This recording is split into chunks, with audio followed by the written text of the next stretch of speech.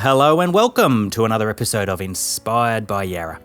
My name's Paul Joy and it's a delight to welcome you to this podcast, which has been created to enhance, connect and inspire the Yarra Valley Grammar community and beyond. So however you've stumbled across us today, whether we're part of your playlist on your podcast player or whether you're just searching for schools or inspiration or however it is that you've found us, welcome.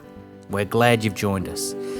Today, I want to share with you a conversation that I had recently with Mr. Jeremy Irvine from the class of 1992. Fascinating story as he found his niche within our school community.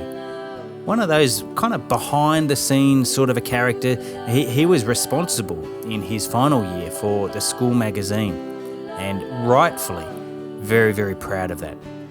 You'll notice in the conversation that we have, look, and I apologise for this, some of the audio's not all that flash, and that was some error that I made at the front end. So I acknowledge it, I own it, but there's enough goodness in here as we can certainly clearly hear from Jeremy. Some of his passions and some of the twists and the turns of his journey, both here at school and then in his career beyond. Delighted to be able to present this conversation with Jeremy Irvine from the class of 1992. It's a way that we want to try and stay in touch, keep in touch with the Yarra Valley Grammar School community. And whether you can do that via social media on Facebook or LinkedIn, Instagram, Twitter, all of the socials, they're all linked in via our website. You can find us on yvg.vic.edu.au. Let's get into it. Welcome back to another episode of Inspired by Yarra. And today we have the privilege of sitting down with Mr. Jeremy Irvine from the class of 1992. Jeremy, welcome. Hi, Paul. Thank you. Thank you for having me along. And what Terrific a great series. Well, thank you. Let's actually go there. Let's start there. Tell me a little bit about what you know of Inspired by Yarra. It's a podcast and you've listened to an odd episode. I've had a couple of listens. In fact, I was listening this morning to a recent one that you did, I think it must have been last year, with Paul Singer, who's the official secretary of the Governor-General. And what a fascinating career he has, and a really masterclass I was listening to essentially with you and he about servant leadership and how much I took from that as someone who hasn't had the privilege of working for the Governor-General but worked in government in different ways and reached out to him on LinkedIn this morning actually, and he sent a really lovely message back going, yeah, he was just a lovely guy and a really interesting interview. He must pinch himself every day he goes to Yarra alumna, so and having served in the Navy too, so it was a really good one. Fantastic. I appreciate that you've taken the time to listen to some of those other episodes. That's really good. And you're quite right. What this podcast is continuing to reveal is probably what I was looking for, and that is the diversity of experiences and backgrounds and opportunities that are part of our Yarra Old Grammarian story. Yep. And you yourself have got a fascinating story, and so I wonder if we can go back to, you finished Year 12 in 1992. Yep. But go back a little earlier than that. What year did you start? Yep. And what year were you in when you started?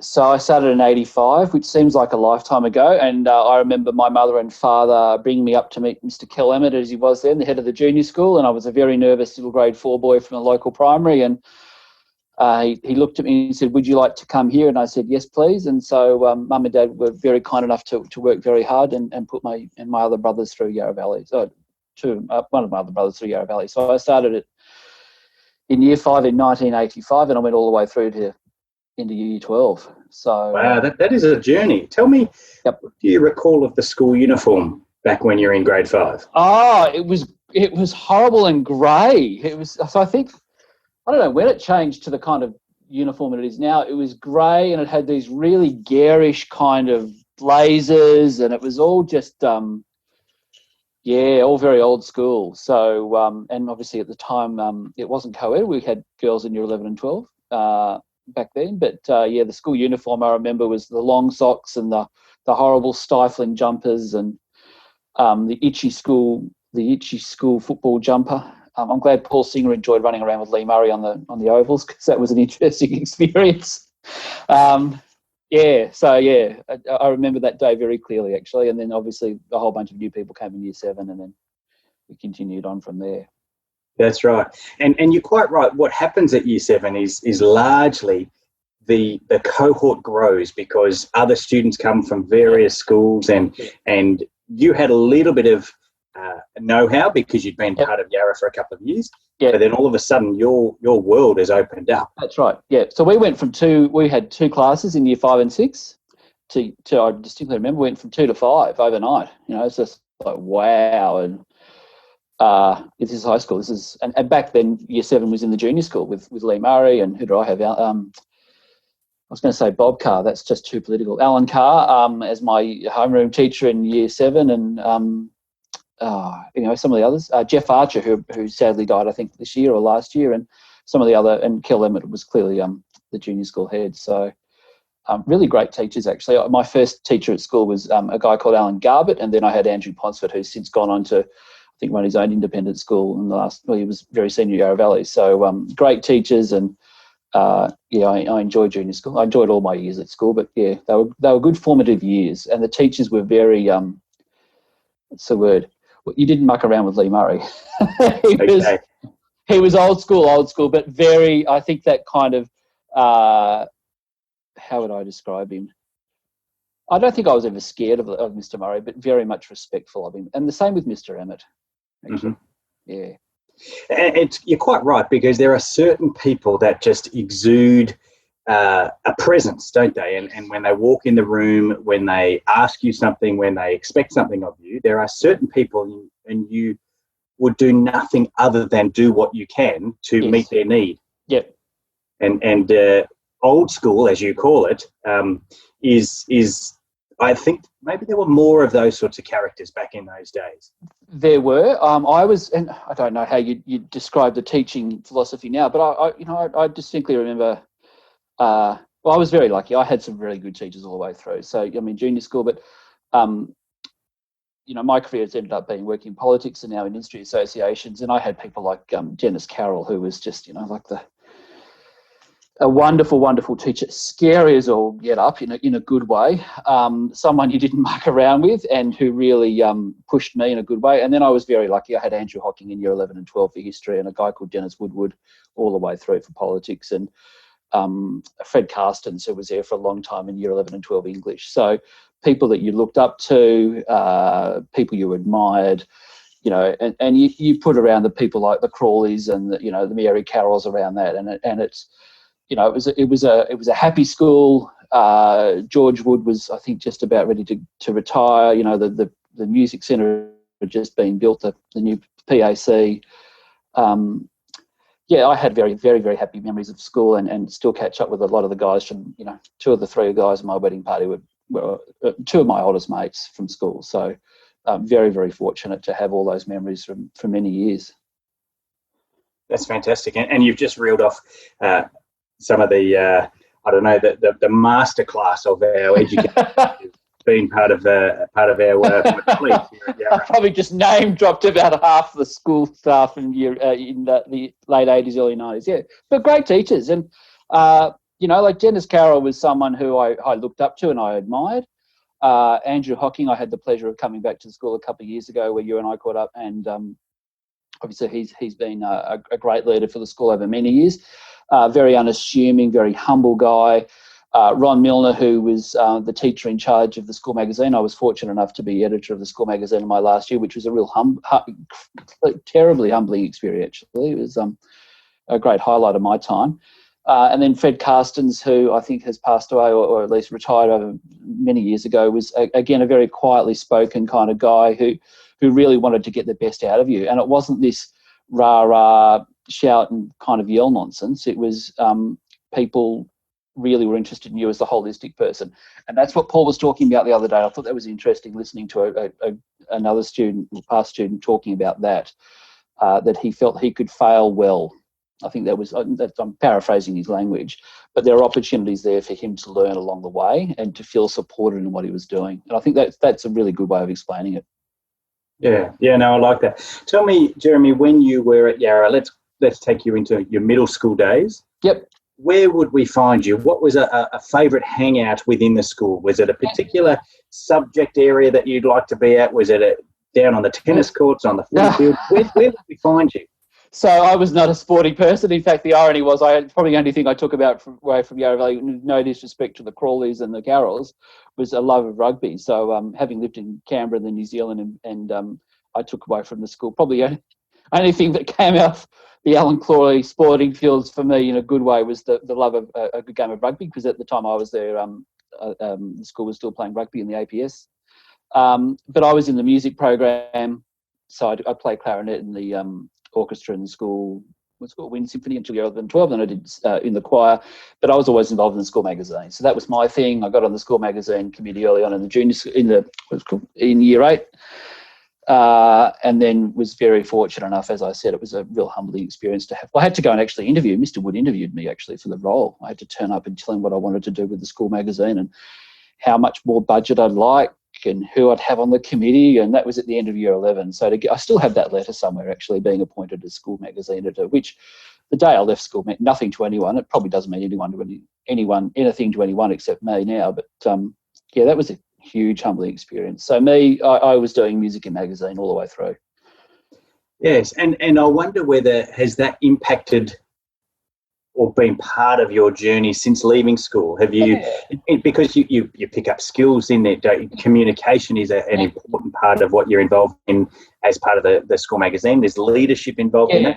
Tell me a little bit about how some of those things have impacted your career. Sure. So, well, for one, let's start with music. I remember having to audition, and this was in Alison French's day, for essentially the first chair, like the senior spot in the clarinet section.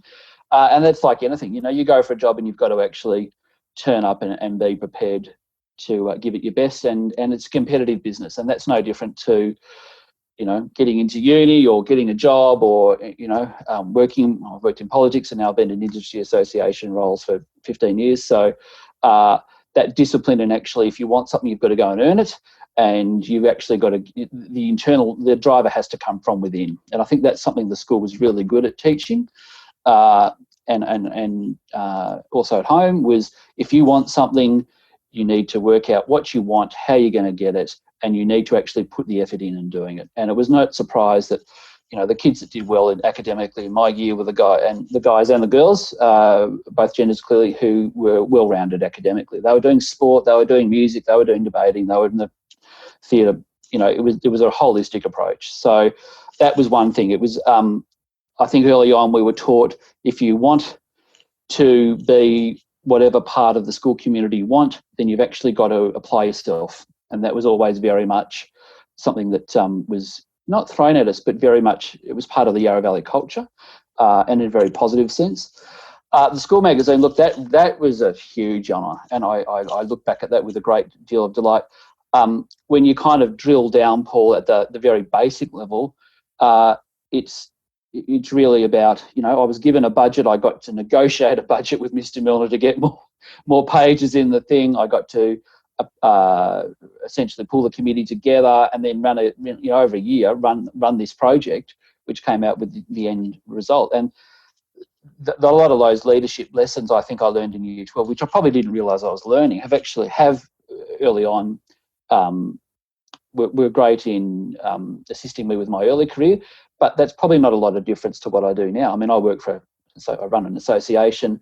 My board chair is responsible for the overall governance, but I've got to still, sort out the budget. I've got to make sure I've got the right staff. I've got to get the association the outcomes the board wants. So the theory is quite similar. The way you go about it and how you go about it is a lot different. But I think my early leadership lessons from people like Ron Milner and Andrew Hocking and I wasn't a sporting person, but I respect Alan Crawley immensely for the man that he is and the man that he was and how he went about himself. And I remember coming back to Nev Lincoln's retirement, or I think Nev was moving on, and got to go and thank Alan Crawley. And I'm thinking, you probably won't remember me because I was probably the least talented sports person that ever crossed these bloody sports fields, but he did, and a lovely guy, and I think that says something about the kind of character of him. And I reflect back often on people like Alan and Andrew Hocking, who was a great teacher, and another guy called Dennis Woodward, who was a fantastic teacher. He did international relations, politics in year 11 and 12 when I was there. And, really opened my eyes to questioning a lot about power and how power interrelates, and it's not necessarily black and white. And 10 years later, easily 10 years later, I was a political advisor. And a lot of the things we learned under his tutelage were very much apparent then. So it's fascinating that a teacher who is clearly passionate about their subject, their area of teaching, can have such an impact on somebody, and clearly they did on you, and that became part of your career. Tell us a little bit about your kind of negotiation through the maybe sometimes dark and mysterious and sometimes triumphant world of politics, and what were some of those kind of behind the scenes experiences that you've had? Yeah, look, I was very lucky, and I keep coming back to Paul's interview with you because it was the last one I heard. He talked about the lottery of life, and I think that's very true. It's the right place at the right time. I happened to be in a role in Canberra where I was very fortunate to be asked to go and work as a departmental advisor in Parliament House in 1998.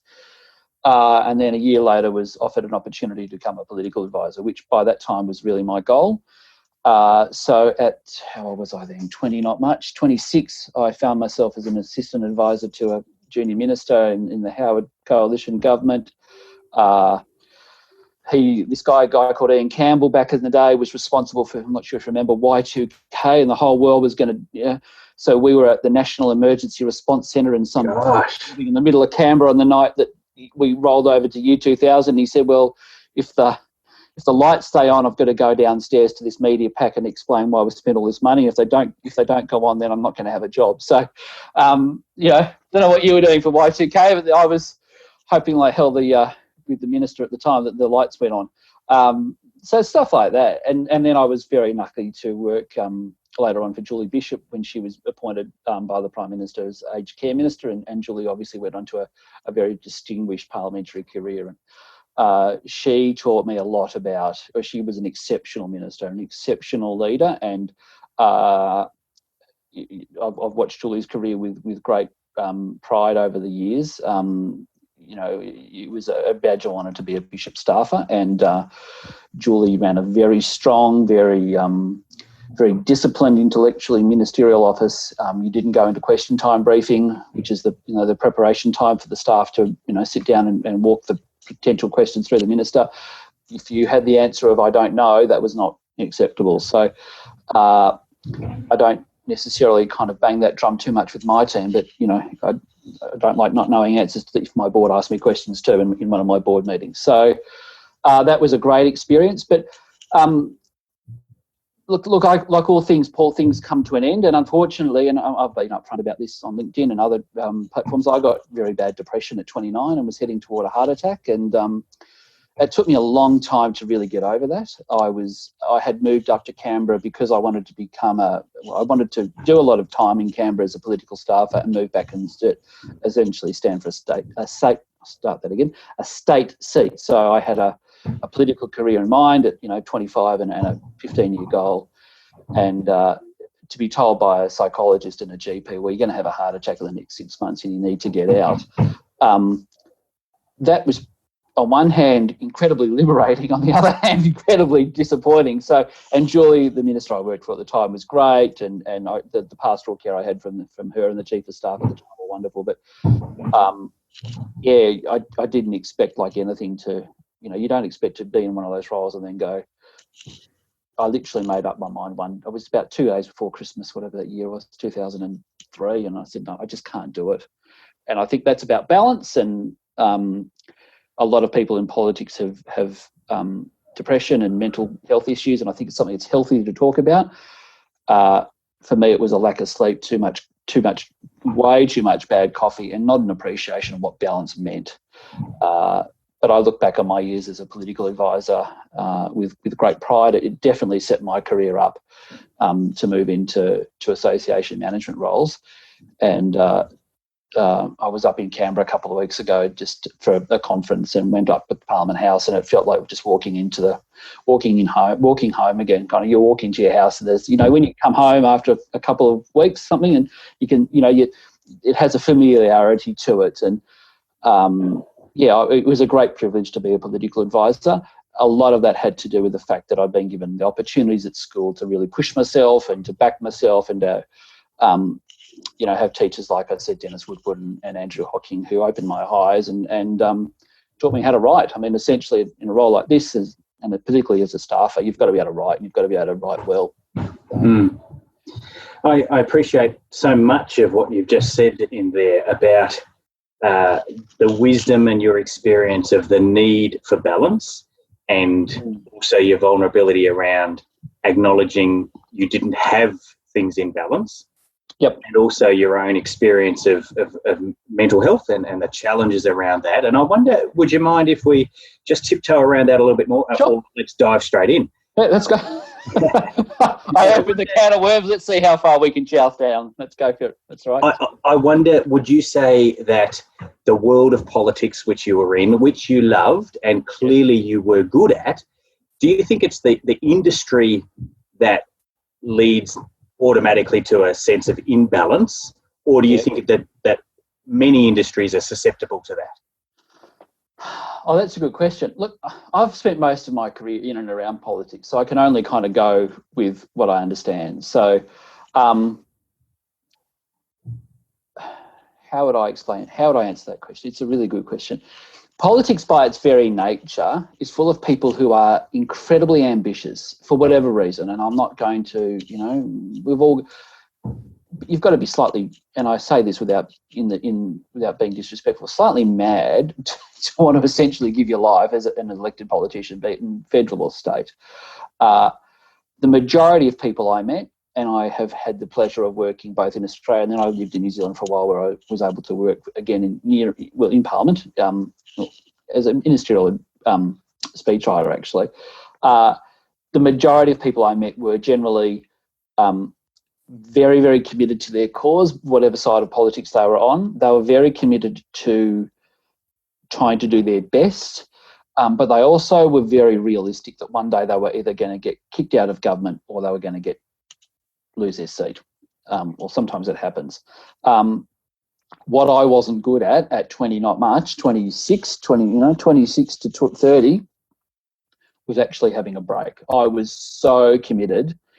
It was almost, it was an addiction. And I, not an alcoholic or a drug kind of addiction, but the adrenaline rush at that age, in any age, I guess, but at that age particularly, I used to drive around Parliament on a Sunday night, Paul, before I got into being a staffer, and used to look at the building going, I want to get in here. So it was almost, I could taste it. And to get that opportunity, once you're in it, you don't want to let it go. There are a lot of people that want to be staffers. There are a lot of people that want your job. It is a highly competitive business. I mean, government is not an easy business to be in. And dare I say it, these are the days before social media, so we didn't have to worry about Twitter. I didn't even get my own mobile phone, until I was halfway through being a staffer. So, but I think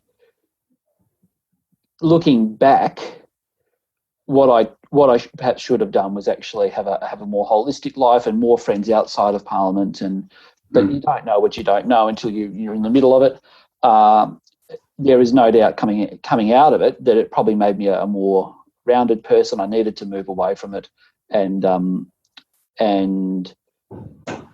that time on my CV has really set my career up. So you can either look at things from a glass half full perspective, I guess, or you can look at it from a very negative perspective. Me getting depression didn't kill me, and I didn't try to hurt myself. I took 6 months off and got myself better. So I picked myself up, and things change. Life changes. Your goals might change, and I don't regret that time at all. But I think politics leads to a very, very focused, laser-like kind of approach by a lot of people, and it's not necessarily a good thing. If you can't step out of yourself. So again, so much in what you've just shared with us. So is this because you have given us an insight, me at least, who I guess it'd be fair to say I'm somewhat sceptical of politics and the claims that they make and the promises that they make. But I appreciate what you've said about the passion that must be there for somebody to want to commit so much of their life to that industry, and it's actually a commitment to the people because they truly believe they're trying to do the right thing by the people. I wonder if I can just get back into your own experience in that world.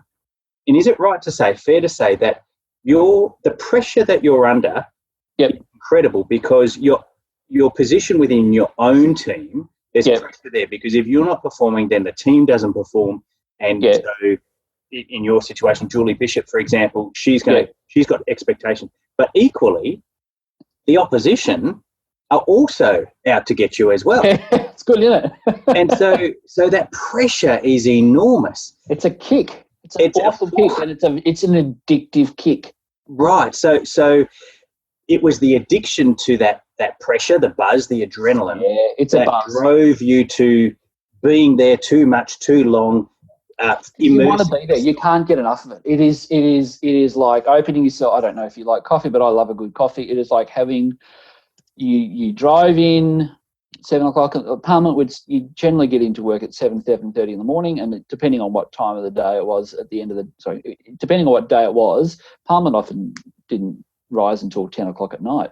Long days. I mean, for me, the commute was 5 minutes drive, but it is incredibly addictive. And when you have wanted to do this stuff for most of my adult life, and you look around and there's 3 or 4 of you in a ministerial office and there's a minister, and then you've only got, maybe another couple of other ministerial officers you get along with, you only have to focus on in your portfolio.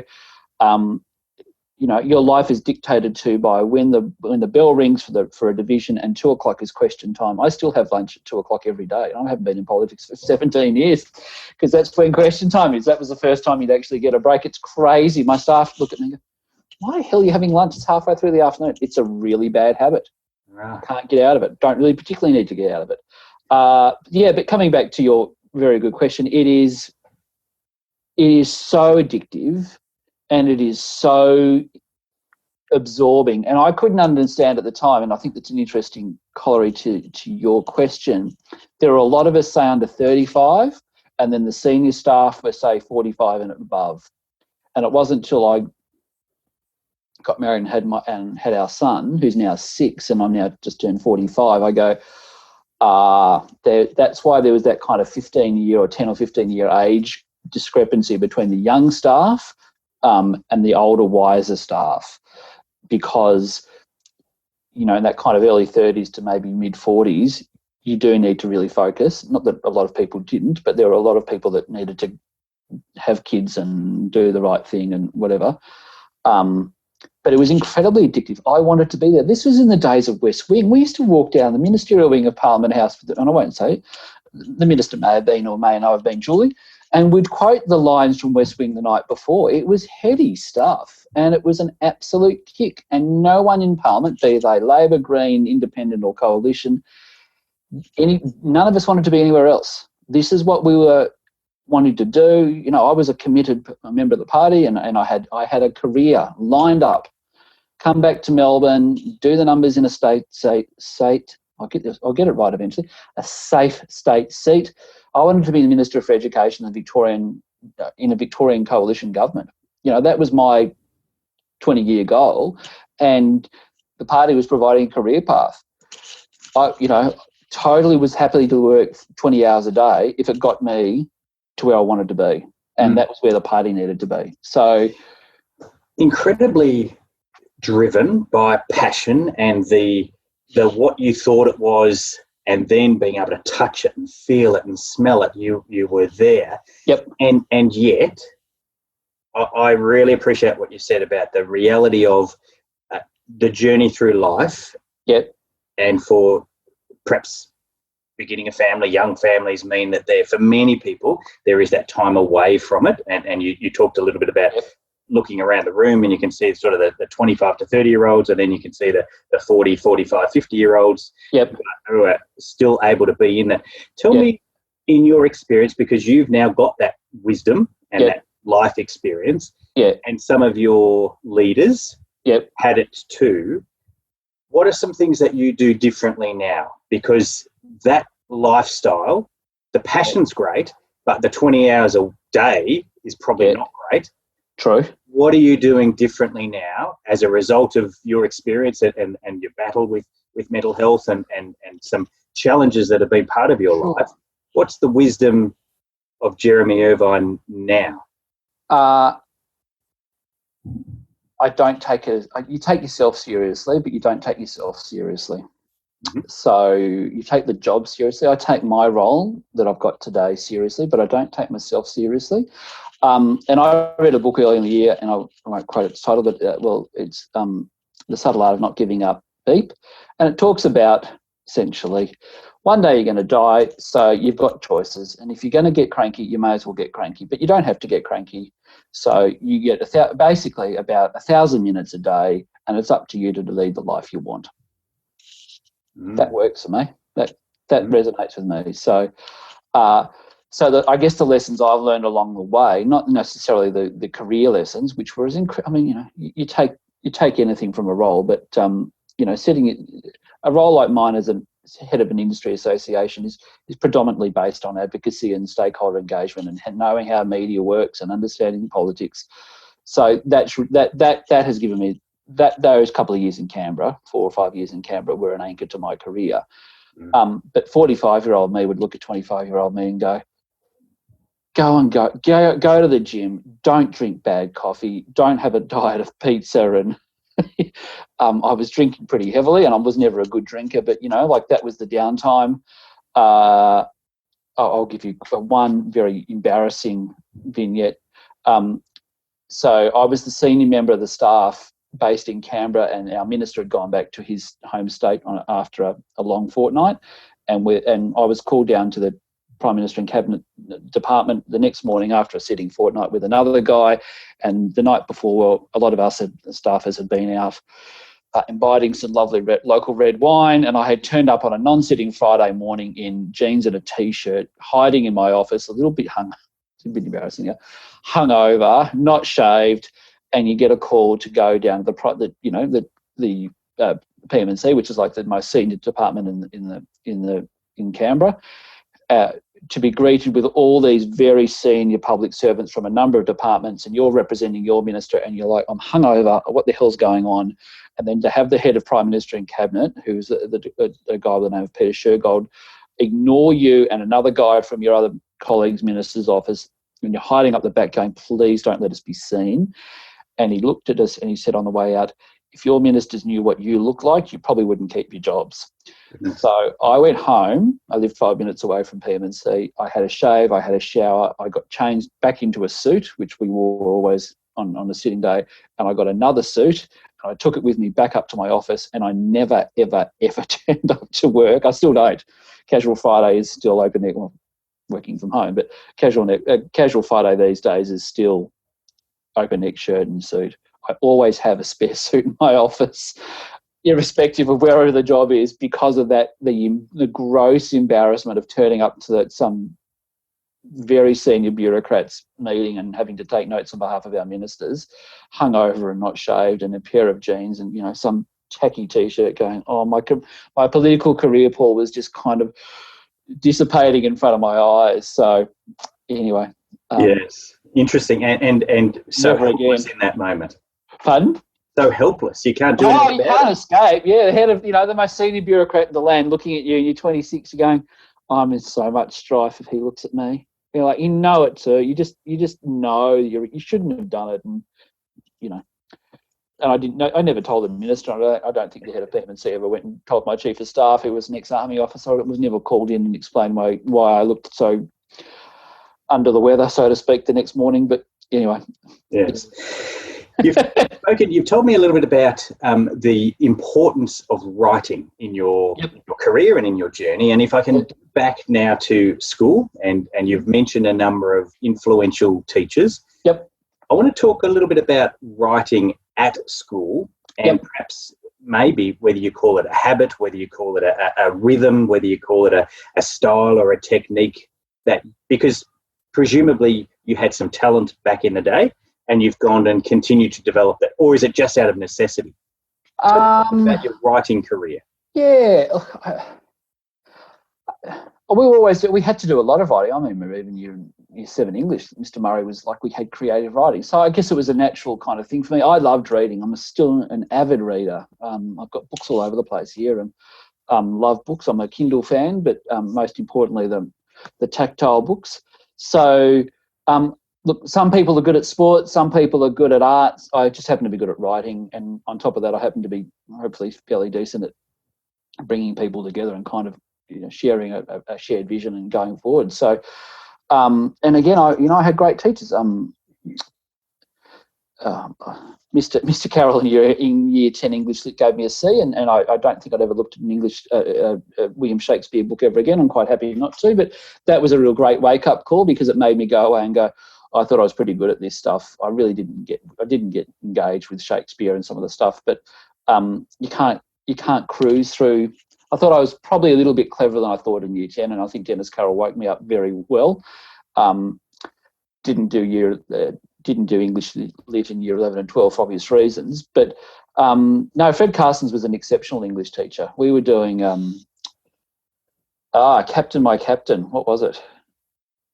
Was that the movie? Yeah, Dead Poets Society. And, like, great teacher. But, yeah, my writing, I guess, was always something that, and being editor of the school magazine, I didn't do a lot of the writing itself, but a lot of the editing and putting stuff together. So, and then when I went to uni, it was very much, I did my first degree at Deakin in politics and Australian history. So it was almost like, out of school straight into uni, kind of same stuff I was studying. Yes. Okay. Yes. Yeah. So that transition worked well for you. Yeah. I mean, I did English, German, geography, history, and international relations in year 12. Much to my father's chagrin, who thought I should probably do a maths or a science subject. And what have I ended up doing through uni and politics? I've ended up doing Australian history and politics and international relations, and the geography probably hasn't heard either. And I'd never spoke a word of German since I left year 12. But it's all good. Yes, I like your notion and your learning around the book that you titled before, and the fact that we have 1,000 minutes a day, thereabouts. We've all got the same amount of time. Yep. You would say, and I don't want to put words in your mouth, but I'm hearing that you have things in a better balance now. Yes. Yeah, these days, much better. How do you plan? Do you plan your day? How do you choose how to spend those minutes?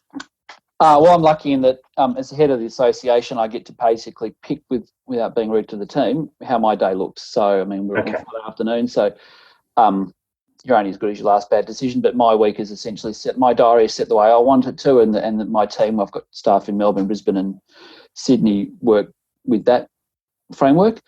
I'm very, I have a wonderful family, and like a lot of families, it revolves around Auskick and swimming on a Saturday, and where's Mr. 6-year-old going to his next party, and do we really need to go and do another kick down the road? So but for me that was a wake up call. I had some medical, not that I'm going to bore people about this stuff, but I had some medical issues early in the year. It was a real wake up call at the time. My marriage had ended a couple of years ago, and I was just in a really interesting kind of stage of my life, going, what's going on? And then you have this medical stuff come up, and it wasn't a big deal, but it was a real wake-up call. And I was reading the book at the same time. I'm like, you actually need to make some decisions here, Jeremy, about how you're going to reframe your life and how you're going to view the world going forward. And I think part of that was a reiteration of that, glass half full, glass half empty, work going well. But a real reminder for me, well, this could be your last day, and going to hospital wasn't particularly fun, and it was okay, and everything's fine, and a lot of people have much, much worse. But for me, it's a little bit confronting as a single father or a single parent putting your order of service together for your funeral just in case. I mean, my mother died at a very young age, and at 40, and the school was incredibly supportive. I was only in year 8, and through a medical adventure, and I didn't get to say goodbye to her. So I made sure that in this instance, everything. I did leave my father some dirty dishes in the kitchen sink just in case. But that was a real wake-up call, because I was like, wow, what happens if anything will happen? And nothing was going to happen, because it wasn't a big deal, and I wasn't, it wasn't open heart surgery. It was just stuff that had to get out that shouldn't have been there, and they wanted it out. But it was a real wake-up call for me, and that kind of 1,000 minutes a day is very much a part of who I am now, and making sure that what I let in emotionally or intellectually for work, you go, well, either you deal with it or you don't. It's like kind of that. It's like emails. You delegate, delete, or deal with it. So, and I don't worry much about stuff anymore. I'm in a very happy place in my life, in a very loving relationship with someone who puts up with my atrociously poor, bad dad jokes and puns. And a son who rolls his eyes every time I try to dance down the local Coles supermarket aisles with him. But going back to your point, I think you only learn those things through either some challenges that come to you, or by trying, I guess, as you get older, stepping back as I have and going, what's really important? And I'm very lucky. I had 3 career goals, and I've been very, very fortunate to have achieved them all. And I've got a great life. I can't, if I went today, not that I'm going to go anywhere today, and I'm probably it's only a bit morbid, and I don't mean to, I would go happily. Like, there's not much, like, I'm a happy, life's good. Yeah. But then you've actually got to make life good for you too. And I guess that's the other impetus. You've actually got to, if you don't like something, fix it. Yes. There ought to be some sense of intentionality about what you commit to, what you say yes to, what you allow in, how you spend your time. Yep. You want to make the decisions around that rather than just let life happen to you. Yep, totally. And with Jeremy Irvine from the class of 1992, and Jeremy, just to continue that theme, I wonder if I can take you back to Yarra. Yep. And we have a motto here: levavi oculis. And I wonder, tell me what that means. That's Latin for. Yep. And then what does your eyes? Yep. Okay. So lift up your eyes to the hills. I mean, I think the school's, you've had that whole renovation since I was there a couple of years ago now, but standing at the front steps, looking up to Mount Dandenong, where I think you've got the statue now, and going, okay, well, I remember sitting at the top of the Patterson, the senior school oval. Patterson. Thinking about what life would be with my mates, still, who are my two of my best mates, and wondering what that would be. So levavi oculis is very much lift up your eyes, and for me, but that's been an internal driver for me. And a couple of years after I finished school, I came across some stuff by Rudyard Kipling, which is ironic given that I was so anti anything to do with English with Mr. Carroll, but it talked about going beyond the ranges and looking beyond the ranges, and what did it say? Something lost behind the ranges, lost and waiting for you over yonder. Go you there. And I thought, wow, that's that kind of continuity between lift up your eyes and look across the sporting fields over to the mountains, and then the metaphor that Kipling was using about, the analogy was essentially you've got to go through dark places to get where you need to be. Both of those are very essentially internal drivers. The thing that stuck out for me at school was Stephen Power, who was school captain in year 10, so it was at 1990, and he, in his valedictory speech, got up and said, and I distinctly remember it, he said, "Fire up Yarra, may we all fare well." And not farewell goodbye, but may we all fare well. And there have been many times where I've gone, right, fire up, Jeremy. You've got to actually lift up your spirits. You've got to, a career or a life doesn't come from other people coming to you and offering it to you. You've actually got to go and do it yourself. And so for me, levavi oculis is very much yes, it's a psalm, but it's a very much a reminder of you. It's your responsibility in your own life to live the life that you want to lead, and that has to come from within. There has to be a self-driver. That's terrific. I need to read some of your stuff, because your ability to communicate and pull from this little bit and that little bit and grab a little bit of your own wisdom and experience and pull it all together is beautiful to listen to. I'm going to offer you a series of questions that are short fire answers. Yep. Let's see if It'll test your the memory a little political advisor answers quickly. Okay, let's go. So, when you were at Yarra, what house were you in? Hughes. And what was your favourite subject? Fred Carson's in English, and because he's still there, Andrew Hocking in Revolutions History in Year 11 and 12, and International Relations with Dennis Woodward. There you go, 3.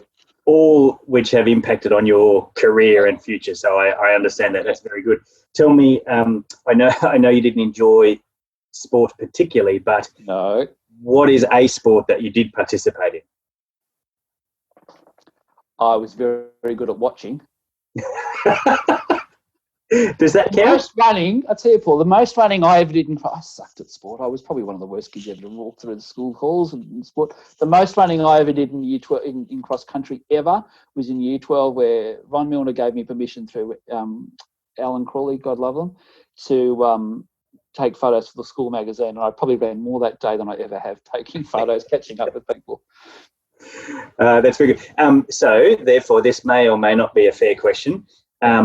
What was your favourite, house swimming or house athletics? Or house neither. That's not it. Okay, I'll accept that. What was the first car that you owned?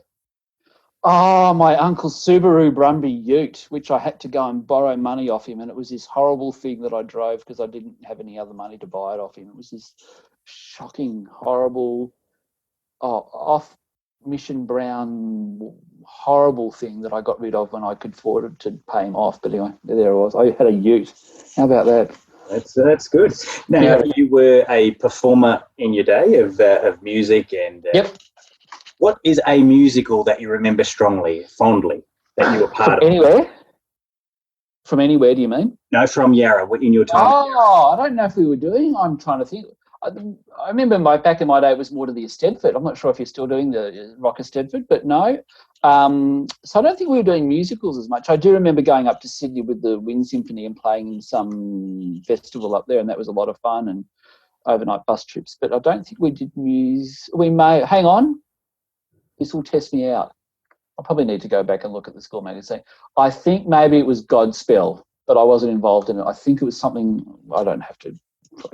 I vaguely remember something like that, but I don't remember. I'm sure that Godspell is one of the plays, one of the musicals that we've been part of for sure. Yeah. Can you zero it down to a highlight in your career after Yarra? I'll give you 2. Look, I was thrilled to be a staffer. I was just that. Yeah, you can't.